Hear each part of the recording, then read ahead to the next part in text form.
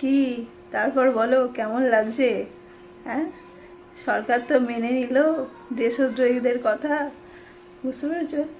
সরকারও দেশদ্রোহীদের কথা মানে। তোমরা যে এত গলা ফাটিয়ে ফাটিয়ে চিৎকার করে বলেছিলে যারা প্রোটেস্ট করছে তারা দেশদ্রোহী, আমরা তাদেরকে নিয়ে ভিডিও বানিয়েছি, আমরাও দেশদ্রোহী।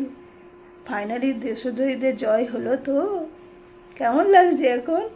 আর যারা বলেছিলে যে বিদেশ থেকে এদের ফান্ডিং আসে, তাদের জন্য এই ভিডিওটা দেখো আগে।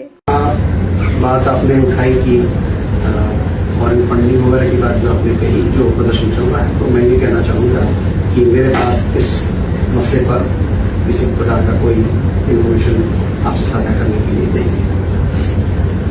কি বললো বুঝতে পেরেছো? বিদেশ থেকে যে ফান্ডিং এসছে তার কোনো প্রমাণ নেই। তার মানে এই যে তোমরা মিথ্যে কথা রটাতে যে বিদেশ থেকে প্রচুর টাকা আসছে, ফান্ডিং আসছে, সেগুলো একটা ভুয়ো খবর। বুঝতে পেরেছো? উল্টোপাল্টা কথা বললে হয় না। যারা বলছো যে এরপরে আর কখনো পেপার লিক হবে না, তো হবে হয়তো, কিন্তু যারা এই দুষ্কর্মগুলো করবে তাদের ভয় থাকবে যে এবারে এরকম ভুল করলে জনগণ কথা বলবে, তার ওই জায়গা থেকে সরে যেতে হবে। এরপর কি আখের রস নিয়ে হবে নাকি?